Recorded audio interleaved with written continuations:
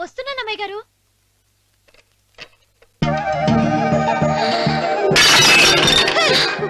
నీకు కొట్టానట చూడు. క్షమించండి, వేరే కాపీ తెప్పిస్తాను. వద్దు. కూర్చో.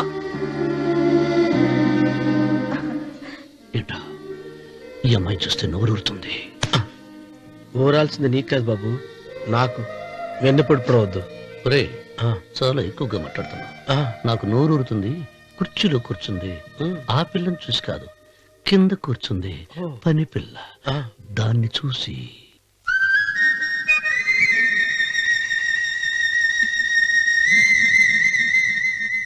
ఏంటిది? నా మనసు పాలేరు మీదకి పోతుంది. ఏంటో. అయ్య గారిని ఏమైనా ప్రశ్నలు అడగండి అమ్మగారు. నేనా? పొద్దున్నే టిఫిన్ ఏం తీసుకుంటారు అని అమ్మగారు అడగమంటున్నారు. టిఫినియా? టిఫిన్ ఎవడు పెడతాడు మొక్క? పొద్దునే సతుకుడు లాగించేస్తాం. ఏంటి అలా అరిచారు? చచ్చిపోయిన మా అమ్మ నాన్న గుర్తొచ్చినప్పుడు అని అలుస్తా. అలాగా? మరి సర్ది కూడా అంటున్నారేంటి? ఆరోగ్యానికి చాలా మంచిదని ఈ మధ్య సర్ది కూడా అలవాటు చేస్తున్నారు కదా యజమాని. వెంకు, నీకు పొలం ఎంత ఉంది? పొలమా? ముప్పయ్యా. అమ్మాయి గారు ఏం చదువుకున్నారు? 3వ క్లాసు, 3rd స్టాండర్డ్. కలాసా. అమ్మాయి గారు ఏంటి అలా మాట్లాడుతున్నారు? అది అచ్చ తెలుగు అంతరించిపోతుందని అలా మాట్లాడుతున్నాం. ఇంతకీ మా అమ్మగారు నచ్చిందా? నచ్చింది. ఒరే, నాకు ఈ పని పిల్ల నచ్చింది. నాకు 30 నచ్చింది. అయితే నువ్వు దాన్ని చూసుకో, నేను దీన్ని చూసుకుంటాను.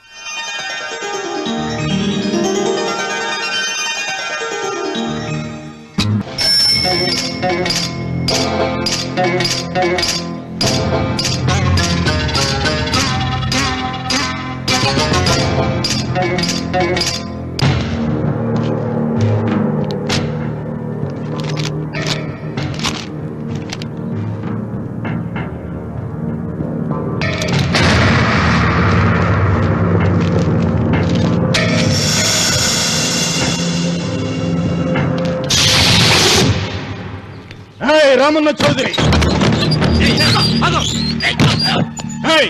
ఎంత దమ్ము నీకు? నాకు కాగితం పంపుతావా? విన్నావా తొడదెబ్బ? దడదడలాడాల్సిందే. ఆకు తిప్పడం నీకు అలవాటు కదా. ఆకు తిప్పితే తిరిగేది ఆకు కాదు, నీ చరిత్ర.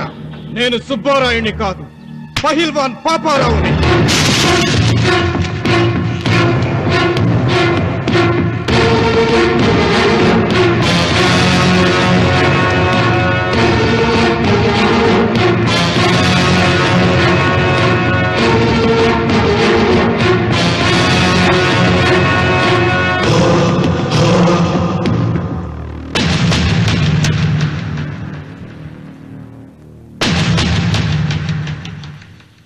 అది నా జోలికి వస్తే ఎముకలు విరిగిపోతాయని అర్థం చేసుకున్నావన్నమాట.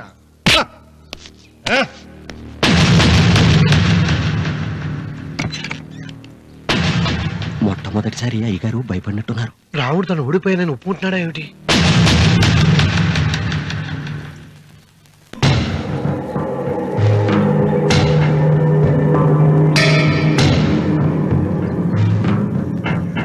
నిన్న నువ్వు వాళ్ళ ఇంటికి పోయి తొడగొట్టి సవాల్ చేసినప్పుడే నోరు మెదపనోడు ఇలా కారు కదుపుతాడా? రాడన్నా నమ్మకం. వస్తే బాగుండు. నా కండలకి యమ దురదగా ఉంది. రామన్న చౌదరి బాడీ మీద అరగ తీసుకోవాలని ఉంది.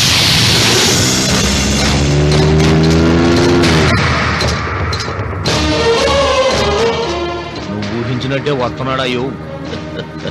అని ఏం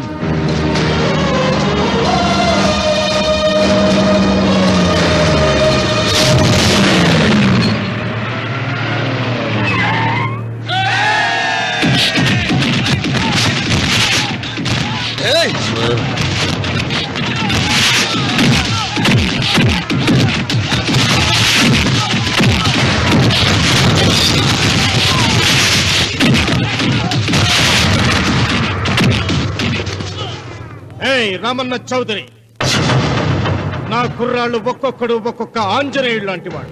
చూసావా నీ వాళ్ళని ఎలా చెడుగుడు ఆడించానో? రావద్దని చెప్పినా వచ్చినందుకు నీకు శిక్ష పడాలిగా. వచ్చి నా కాళ్ళు పట్టుకొని తప్పైందని అడుక్కోవాలి.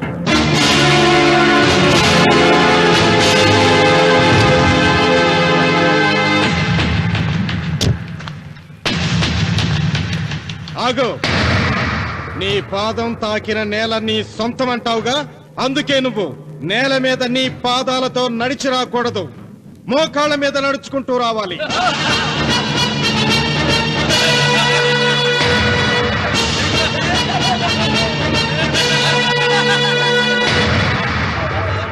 కానీ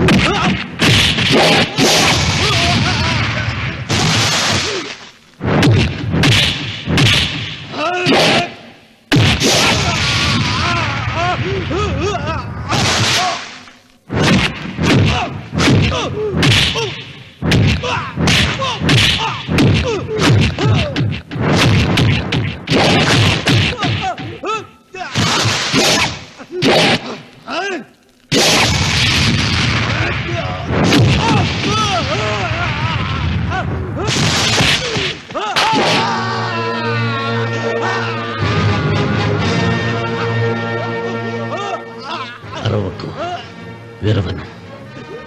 ఈ చెయ్యి నాకు కావాలి. దస్తావేజుల మీద సంతకం పెట్టాలి కదా. అన్వర్,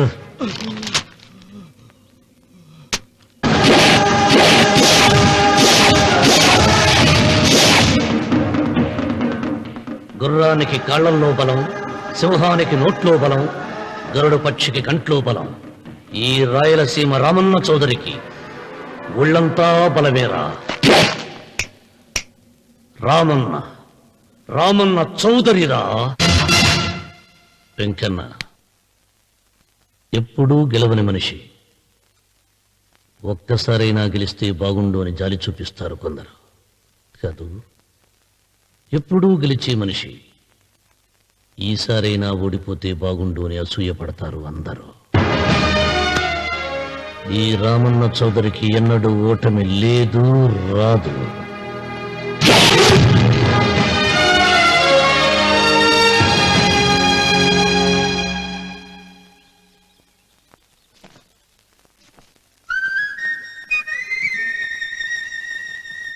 ఏంటమ్మాయి గారు ఆలోచిస్తున్నారు? ఆ రోజు పనివాళ్ళ వచ్చాడే, అతని మొహంలో నాకు రాజకళ కనిపిస్తోంది. మరి నా కోసం వచ్చిన అతను నాకెందుకు అతను యజమానేనా అని సందేహంగా ఉంది. ఆ ఏమండి బాగా డబ్బున పిల్ల నాకు పెళ్ళంగా రమ్మంటుందని ఓ కుళ్ళిపోకండి. కుళ్ళు కాదురా, ఆ, నీకు నచ్చిన పిల్ల మాట్లాడే మాటలు వింటుంటే ఆ. ఖచ్చితంగా పని పిల్లి అనిపిస్తుందిరా. పనివాడిలాగా మాట్లాడతా ఏంటి? కొందరు డబ్బున్న మనుషులు అలాగే మాట్లాడతారమ్మాయి గారు. ఆహా, భాష మాత్రమే కాదే, ఆ చూపు ఆ రూపు ఒక్కటి కూడా యజమానిలో లేడు. పొట్టి గుమ్మడికాయలా ఉన్నాడు. మీరేనన్నా చెప్పండి చిరబాబు గారు, నేను ప్రేమించిన అమ్మాయి యజమానురాలు, మీరు ప్రేమించిన అమ్మాయి పని మనిషి. ఈ అనుమానాలు ఎందుకురా? ఏదో ప్లాన్ వేసి మనిద్దరం ఒకసారి అక్కడికి వెళ్ళి చూసేస్తే పోలా? ఒకవేళ వాళ్ళు మనల్ని చూస్తే మ్మ్, అవును, ఎలా? ఆ ఇబ్బంది లేకుండా మీరు నాలాగా నేను మీలాగా వెళ్దాం. ఏ వెంకమ్మ, వెళ్దాం అమ్మా వెళ్దాం.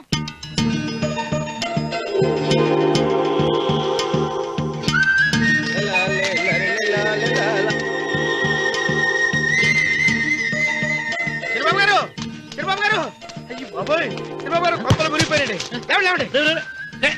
ఏమైందిరా? మీరు అర్జెంట్ గా బట్టలు తీసేయండి. నా బట్టలు తీసేస్తారు. నా బట్టలు తీయమంటున్నావు, నీ బట్టలు ఉడుతున్నావు, నీకేమైనా మతిపోయిందా? బతిపావటం కదా ఏం మగడ, మన పెళ్లి చూపులకి వెళ్ళి కొమ్మలతో అమలుపు దాకా వచ్చారు. ఆ పిల్ల నన్ను చూసిందంటే నా పెళ్లి అయిపోద్ది. నా బట్టలు నువ్వు తీసుకొని నీ బట్టలు నాకు ఇచ్చేయి. రేయ్, రేయ్, నేను నీకు ఎప్పుడు పనుడిగా నటించడం నా పని. నేను ఎప్పుడు రా? నువ్వు పనివాడు అని తెలిసి ఆ అమ్మాయి నిన్ను ప్రేమించింది, యజమాని అని తెలిస్తే చచ్చినా ప్రేమించదు. నా మాట వినండి బాబు, విప్పను. నీకు దండం పెడతాను. వెప్పనంటే విప్పవా? వెప్పను. అయితే వెళ్ళు. ఇంకా ఆగేమిటి వెళ్ళు. అయితే విప్పుతా, నువ్వు విప్పు. ఇప్పు. అరే ఎరకమ్మాయి. నిన్న నాదే, నేడు నాదే, రేపు నాదే, ఎల్లుండి కూడా నాదేలే. ఏట్రా కళ్ళు కనపట్టలేదా? కొవ్వెక్కిందా? చంపేస్తాను. కరెక్టే. అన్నవరం ఏంటి? ఏడ్చేవాడి గడం పక్క, ఆ. కొట్టేవాడి కుడి పక్క ఉండకూడదంటారు. నరుకుతా. వెళ్ళిపోతున్నారు.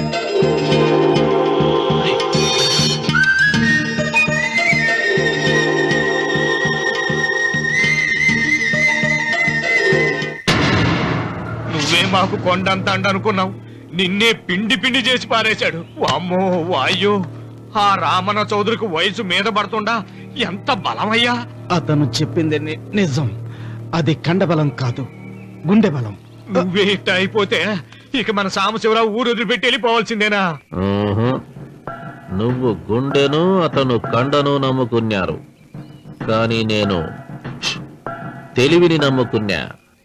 వెంకన్న, అలెగ్జాండర్ దండయాత్ర భారతదేశంలో అడుగుపెట్టగానే ఆగిపోయింది.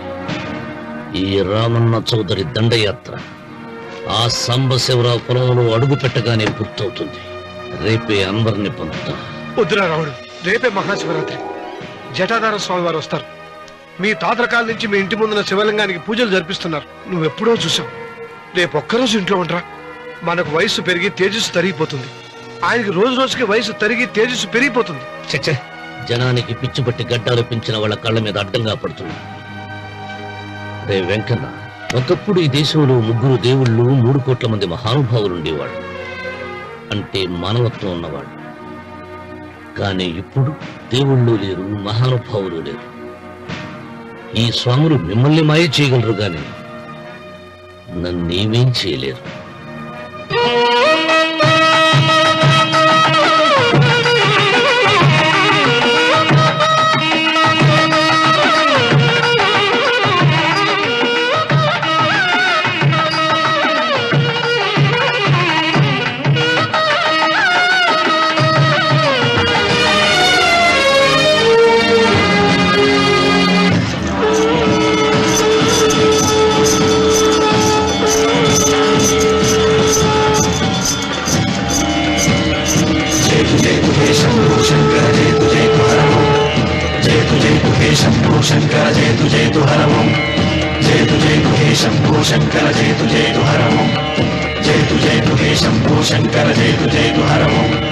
నాగేంద్రహారాయ త్రిలోచనాయ తస్మాంగరాగాయ మహేశ్వరాయ. నాగేంద్రహారాయ త్రిలోచనాయ తస్మాంగరాగాయ మహేశ్వరాయ. నిత్యాయ శుద్ధాయ దిగంబరాయ తస్మై నకారాయ నమః శివాయ. జయతు జయతు హే శంభో శంకర, జయతు జయతు హర ఓం. జయతు జయతు హే శంభో శంకర జయతు జయతు హర ఓం నాగేంద్రహారాయ త్రిలోచనాయ తస్మాంగరాగాయ మహేశ్వరాయ నాగేంద్రహారాయ త్రిలోచనాయ తస్మాంగరాగాయ మహేశ్వరాయ నిత్యాయ శుద్ధాయ దిగంబరాయ తస్మై నకారాయ నమః శివాయ జయతు జయతు హే శంభో శంకర జయతు జయతు హర ఓం జయతు జయతు హే శంభో శంకర జయతు జయతు హర ఓం